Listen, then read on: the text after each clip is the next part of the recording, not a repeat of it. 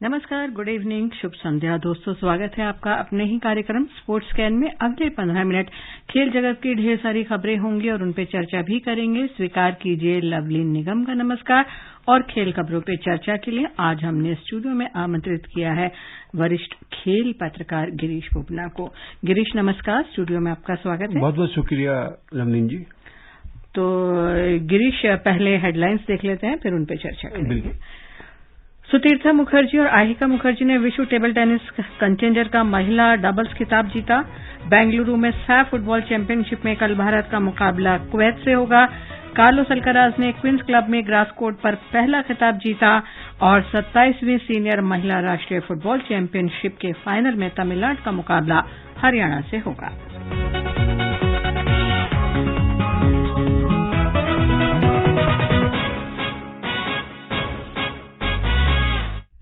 शुरुआत विश्व table tennis से करते हैं गिरीश, जहां सुतीर्था मुखर्जी और आहिका मुखर्जी ने जो है महिला डबल्स का कंटेंडर का खिताब जीत लिया। फाइनल में इस जोड़ी ने जापान की मियो किहारा और मीवा हरिमोटो को हराया। 3-1 से 11-5, 11-6, 5-11, 13-11 स्कोर रहा और भारतीय जोड़ी का ये इस साल का WTT कंटेंडर खिताब है।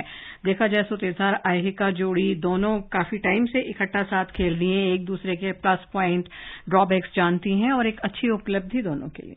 बिल्कुल एक ही जगह की है ये, नहती है, 24 परगना बंगाल में जिला है, वहां से ये लोग आते हैं दोनों, लेकिन दोनों एक दूसरे को अच्छी तरह जानते हैं, एक ही शहर के हैं। और ये जो जगह है नहती, इस जगह की खासियत ये है कि यहाँ पर टेबल टेनिस के क्लब हैं और जहां पर काफी ग्रूम किया जाता है प्लेयर्स को, और छोटी जगह है उसके बावजूद भी काफी खिलाड़ी संघर्ष से, और इनका संघर्ष जो सुतीर्था कर रहा है खास करके, इनकी मदर ने काफी इनको सहायता दी। फिर वहां से ये जादवपुर शिफ्ट किया, एक किराए के मकान पे रहा और उसके बाद सौम्यदीप रॉय और पौलोमनी घटक ने इनको ग्रूम किया। तो इस लिहाज से एक संघर्ष देखें। फिर बीच में थोड़ा सा इनका कंट्रोवर्शियल भी रही, लेकिन उसके बाद आगे काफी अच्छे से हुआ। आप इस पूरे WTT अगर हम कंटेंडर को देखें जो कि रैंकिंग भी निर्धारित करते हैं, इसमें सबसे बड़ा कि जो हमने फाइनल जीता वो भी टॉप रैंकिंग, वर्ल्ड रैंकिंग 25 को हराया। लेकिन जो सबसे बड़ा मुकाबला मुझे लगता है सेमीफाइनल से पहले क्वार्टर फाइनल में था। ताइपे की चेन और YH हुआंग की जोड़ी को उन्होंने 10-12 पहला जो है ये सेट हारने के बाद 11-8, 8-11, 11-5, 11-7 से एक कड़े मुकाबले में रहा, मतलब कि पूरे बेहतरीन वापसी की। आप पहला हार गए, फिर जीते, फिर दूसरा हार गए, फिर तीसरा, ऐसे करके जीतने के बाद इन्होंने वापसी की। उसी तरह सेमीफाइनल में कोरिया की सीन यूबिन और जॉन जी को इन्होंने 7-11, 11-9, 11-9, 7-11, 11-9 से हराया। तो ये भी वर्ल्ड नंबर 4 है, वो वर्ल्ड सिल्वर मेडलिस्ट भी है जोड़ी। तो सेमीफाइनल काफी इन्होंने राउंड ऑफ 16 में USA की एमी वोंग और रचल सुम को इन्होंने हराया। तो वो भी वर्ल्ड नंबर 20 थे, मतलब अपने से सबसे ऊपर पायदान के खिलाड़ियों ने इनको हराकर और फिर खिताब अपने नाम किया।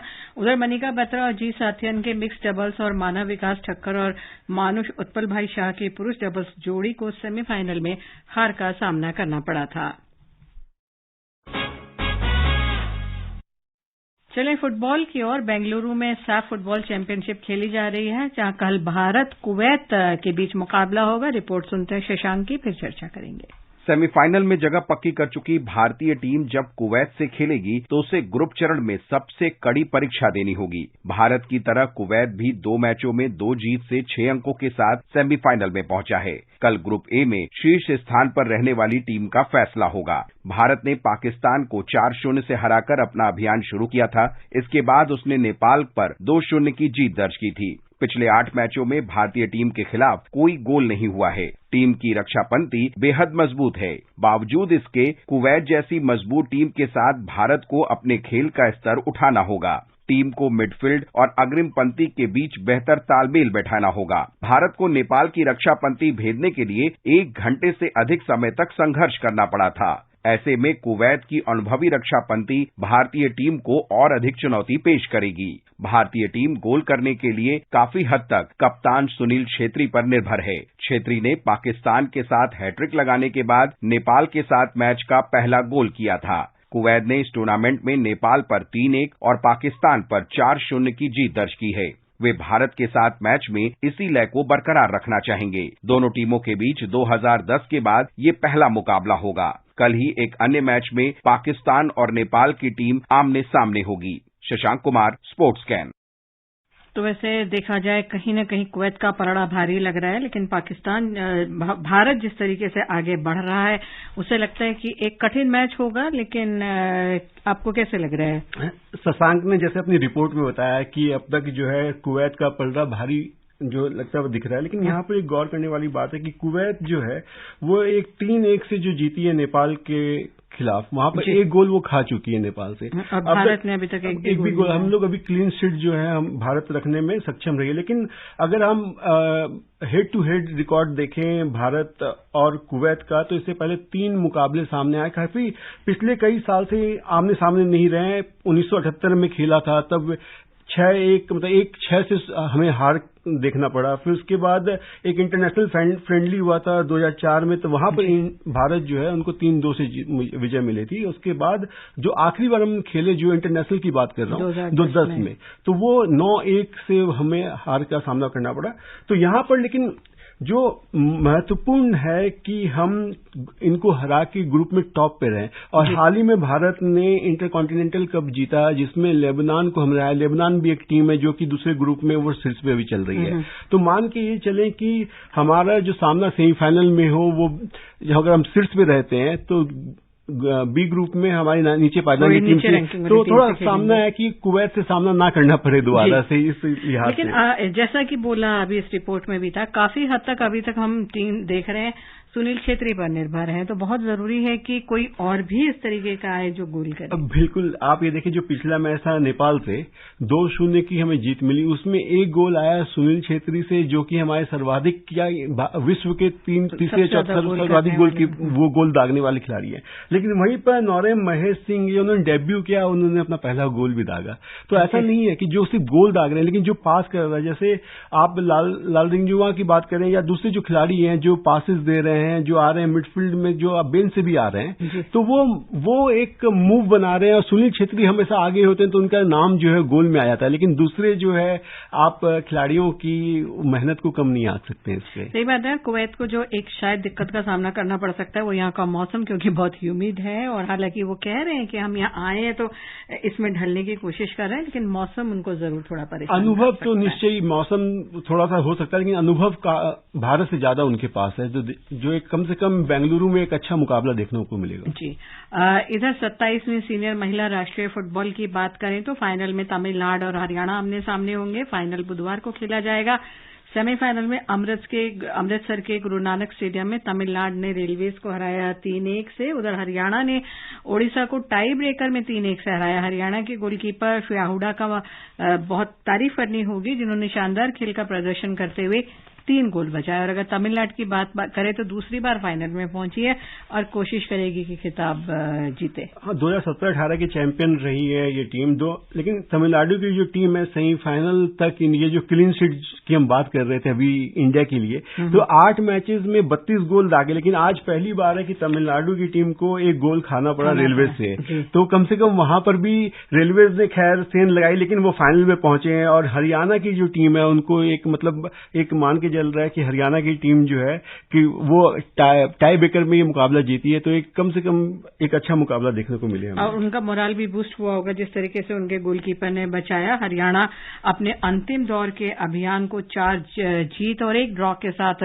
आज उसने समाप्त किया था। यानी दोनों ही टीमों का देखा जाए, तमिलनाडु ने भी 32 बार गोल किया, अभी तक खाया नहीं है, बस आज एक खाया। तो दोनों टीमों के बीच सेमीफाइनल भी चारों टीमों के बीच बहुत अच्छा रहा और फाइनल भी जाहिर तौर से देखा जाए तो एक टफ और अच्छा मुकाबला देखने को मिलेगा। बिल्कुल, ये जो सीनियर राष्ट्रीय फुटबॉल चैंपियनशिप है, इस पर नजर रहती है कि कम से कम जो खिलाड़ी हमारे जो हैं, इसके आगे जो अभी लंबा एएफसी वगैरह की जो संभावनाएं होती है कि एफसी टूर्नामेंट जो है वहां पर जाएं। आजकल लीग्स भी स्टार्ट हो गई है, आईएसएल भी अपनी लीग, वुमेन्स लीग की सोच रहा है। तो इस हिसाब से एआईएफएफ जो है काफी इस दिशा में काम कर रही है। और आने वाले समय में हालांकि एक आध क्लब है जिन्होंने वुमेन्स फुटबॉल को थोड़ा सा भी विराम दिया है, जो कि एक अच्छी खबर नहीं आई हाल के दिनों में। 1 महीना पहले जैसे केरला एफसी ने अपनी उस वुमेन्स टीम की जो है उसको बंद किया। लेकिन मान के चल रहे हैं कि फुटबॉल जो है थोड़ी पहले के मुकाबले अच्छी दिशा में वो कर रही है। उधर संयुक्त अरब अमीरात में 26 अक्टूबर से 4 नवंबर तक होने वाले WMF मिनी फुटबॉल विश्व कप में भारत को मेजबान यूएई, घाना, कजाकिस्तान के साथ ग्रुप ए में रखा गया है। 8 समूहों में बांटा गया है। 32 टीमें हिस्सा ले रही हैं। मौजूदा चैंपियन मेक्सिको ग्रुप बी में ग्वाटेमाला, जॉर्जिया, आयरलैंड के साथ है। ग्रुप ई में ब्राजील, बुल्गारिया, मोंटेनीग्रो, जापान है। टीमें ग्रुप चरण में राउंड रॉबिन प्रारूप में खेलेंगी और हर ग्रुप से शीर्ष 2 टीमें नॉकआउट में पहुंचेंगी। दुनिया के दूसरे नंबर के टेनिस खिलाड़ी कार्लोस अल्कराज ने क्वींस क्लब में ऑस्ट्रेलिया के एलेक्स डी मिनोर को 6-4, 6-4 से हराया। ग्रास कोर्ट का पहला खिताब जीता। और ये इसलिए भी इम्पोर्टेंट है गिरीश, क्योंकि अल्कराज अब शायद नोवाक जोकोविच को पीछे छोड़कर टॉप पे पहुंच जाएंगे और अब जो ग्रैंड स्लैम विंबलडन चैंपियनशिप होनी है उसमें शीर्ष वरीयता खिलाड़ी के रूप में खेलेंगे। तो अभी जैसा कि नोवाक जोकोविच है, उन्होंने रिकॉर्ड तोड़ा, 23वां वो ग्रैंड स्लैम जीत चुके हैं। विंबलडन के संभवतः सबसे अभी प्रबल दावेदार माने जा रहे हैं। तो लिहाजा इस साल जो है कैलेंडर स्लैम की खिताब में सबसे आगे बढ़ने के कदम जो है वो नोवाक जोकोविच के पास होगा। आगे बढ़े, हॉकी की बात करें। हॉकी इंडिया ने एशियाई चैंपियंस ट्रॉफी के पहले सीनियर पुरुष टीम कोर ग्रुप की घोषणा की है। हॉकी इंडिया ने कल बेंगलुरु के FIH सेंटर में 26 जून से 19 जुलाई तक होने वाले सीनियर पुरुष राष्ट्रीय कोचिंग शिविर के लिए 39 सदस्यीय कोर संभावित समूह की घोषणा की। भारतीय टीम अंतर्राष्ट्रीय टूर्नामेंट में इंग्लैंड, स्पेन, नीदरलैंड से खेलेगा। एशियन चैंपियंस ट्रॉफी चेन्नई में अगस्त में खेली जाएगी।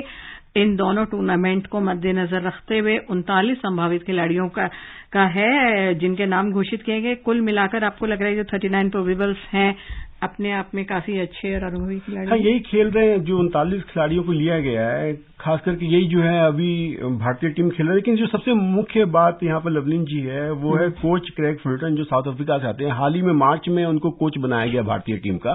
और इस लिहाज से अब उनके पास ये जो समय है, ये साल और अगला जो ओलंपिक से पहले इनको अपनी टीम बनानी है। ग्राहम रीड से पहले जो इनकी टीम दी गई है, इन्होंने थोड़ा बदलाव किया, काफी फेरबदल अभी टीम में। हाल ही में जो FIH प्रो लीग में हमारी टीम खेल रही थी और इंग्लैंड और यूरोप के दौरे पे गई थी, वहां भी उन्होंने अच्छी जीत दर्ज की।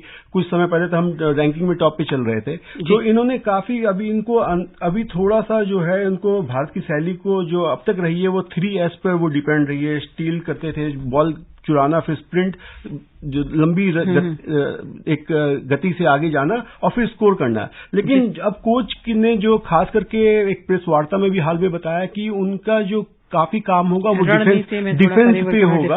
अब पहले क्या होता था कि जैसे लेफ्ट विंग से अगर स्टार्ट किया और वापस वहीं से अटैक कर दिया। अब क्या है कि पिछला मैच इंग्लैंड ब्रिटेन के खिलाफ हमें देखने को मिला कि लेफ्ट विंग से बॉल मिली और राइट विंग से उन्होंने अटैक किया, जहां पर एक ही खिलाड़ी को 4-5 जो विपक्षी खिलाड़ी ना घेर पाए।